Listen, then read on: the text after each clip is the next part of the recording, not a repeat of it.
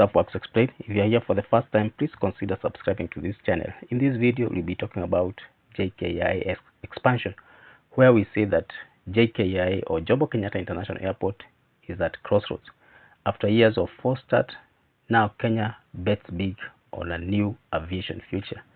For more than a decade or 10 years, the expansion of Jomo Kenyatta International Airport (JKIA) has symbolized both Kenya's ambition to become East African undisputed aviation hub and persistent failures of project execution, governance, and planning. Now, at the close of 2025, the country finds itself at another defining moment, with a controversial private concession scrapped, a fresh 20-year master plan unveiled, and a new financing push gathering pace. The question is no longer whether JKI must expand, but whether this time the promises will finally translate into concrete results. What is on the table today is the most comprehensive and expensive attempt yet to make Kenya's main gateway to the world. What lies behind is a long trail of stalled contracts, political missteps, and missed opportunities that has left the airport operating far below its potential. Now let's look at a fresh blueprint after a painful reset. On December 6, 2025, the Kenya Airport Authority (KAA), the agency that is charged with the management of airports in Kenya, in partnership with global infrastructure consultancy SIDARA, unveiled the JKI Integrated Master Plan 2025 to 2045. The plan sets out to transform the airport into a modern, high-capacity regional hub capable of 122 million passengers annually, up from the current throughput of about 8.8 million. At the core of the new blueprint are several long-delayed but critical upgrades. There is a construction of second runway aimed at easing chronic congestions and improving safety margins. There is a new passenger terminal with a modern baggage handling system, expanded aprons, and also improved airside access. There is a development of an airport city ecosystem, including hotels, logistic parks, commercial offices, and a special economic zone designed to turn JKI into a full-scale economic hub rather than just a transit point. Government officials argue that the new master plan directly confronts JKI persistent weaknesses. There is aging infrastructure, overcrowding during peak hours, poor passenger flow, and growing competition from rapidly expanding regional airports such as Addis Ababa Bole International, Kigali, with its new airport, Bugesera, and now Ethiopia wants to construct one of the largest airports in Africa. In policy terms, the project has been elevated to a national strategic priority, tied directly to Kenya's tourism recovery, export growth, and long-term development agenda under Vision 2030 and beyond. Financing the dream. There is multilateral lenders, there is PPPs, public-private partnership, and also global courtship. The proposed expansion comes with a heavy price tag. Current estimates place the cost at between 258 to 260 billion Kenya shillings, which is about $2 billion US. Unlike past attempts, which leaned heavily on opaque private deals, the government is now pursuing a hybrid public-private partnership (PPP) model while retaining state ownership of the facility.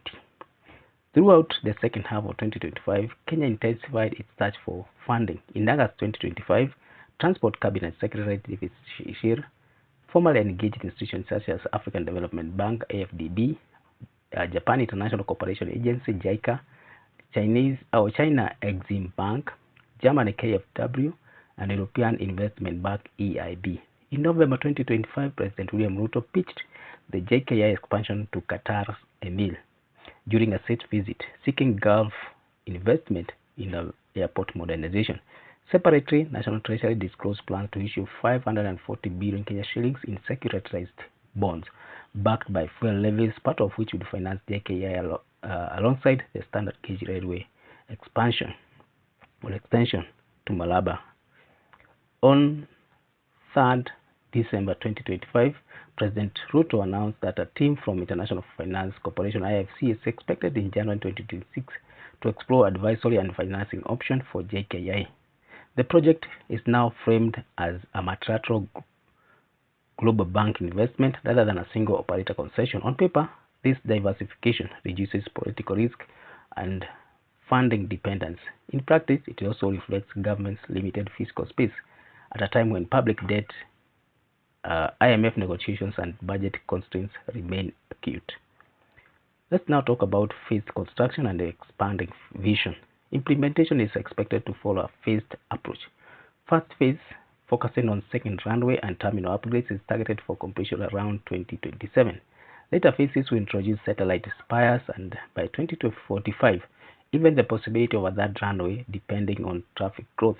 On 8th December 2025, the Deputy President went further, publicly speaking on building an entire new JKI in stages with long-term capacity projections up to 100 million passengers annually, to be financed through PPPs and proceeds from asset privatization. This ambition is unmistakable. Whether the execution will match the rhetoric remains the open question. Now let's look at the Adani deal, the collapse that reset everything. The present momentum cannot be understood without confronting the failure that preceded it. Earlier in 2024-2025, the government terminated the proposed 30-year concession agreement with Adani's Group of India, which had been selected to finance, expand, and operate the JKIA. The deal collapsed amidst public outcry and later allegations of corruption against this company. Critics questioned not only integrity of the procurement process but also strategic wisdom of surrendering operational control of the country's most critical transport asset for 3 decades. Its cancellation temporarily paralyzed JKI expansion plan, delayed urgent upgrades, and dented investor confidence. But it also forced the government to abandon a single operator model that many experts considered overly risky. The current shift towards the multilateral lenders and competitive PPP structure is a direct consequence of that collapse. JKIA has had a long history of delays and costly mistakes. Let's look at them. JKIA expansion troubles did not begin with Adani. The Greenfield Terminal project, launched with great fanfare more than a decade ago, was meant to dramatically increase capacity. It was later abandoned after billions of shillings had already been spent, following contractor disputes as well as allegations of procurement irregularities. Temporary facilities, including the often criticized Terminal 1 complex, became semi-permanent solutions, strengthening passengers' experience and airline operations. Repeated changes in project design, financials, and government leadership created policy discontinuity, while court cases routinely stalled construction.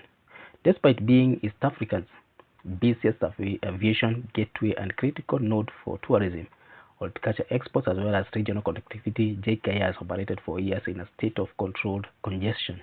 The airport's struggles have increasingly contrasted with the steady rise of rivals such as Addis Ababa, which have leveraged a clear long-term master plan and consistent financing to build one of Africa's most efficient hubs. In short, JKI delays are not merely technical. They reflect deeper governance weakness and procurement challenges, as well as political will, which has been fluctuating. The high stakes in a fragile physical environment. The government insists that the new approach, open tendering, diversified lenders, and phased development, will avoid the mistakes of the past. Yet, the risks remain substantial.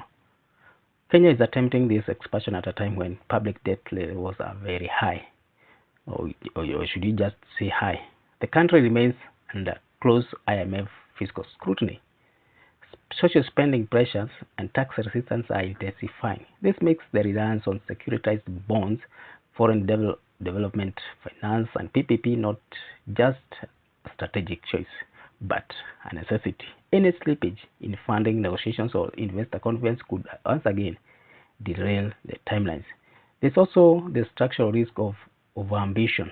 While projections of 22 million and later to 100 million passengers reflect long-term optimism, actual traffic recovery remains sensitive to global economic shocks, airline balance sheet, as well as fuel prices and regional competition.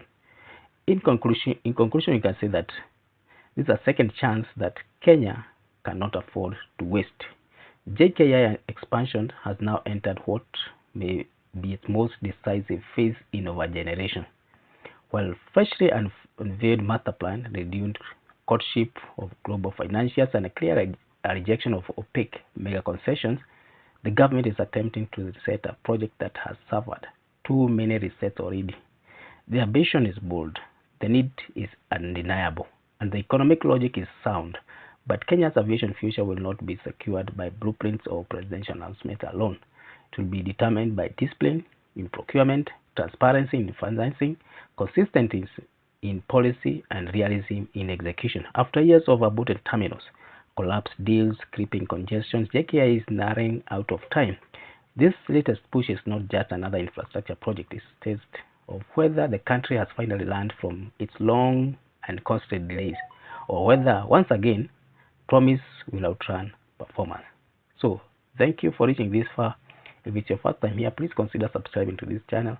Also, hit the notification bell so that whenever you upload a new video, you are notified. You can leave your comment about this new attempt to expand the Jkia and meet the expanding demand. You can also share and like. Thank you.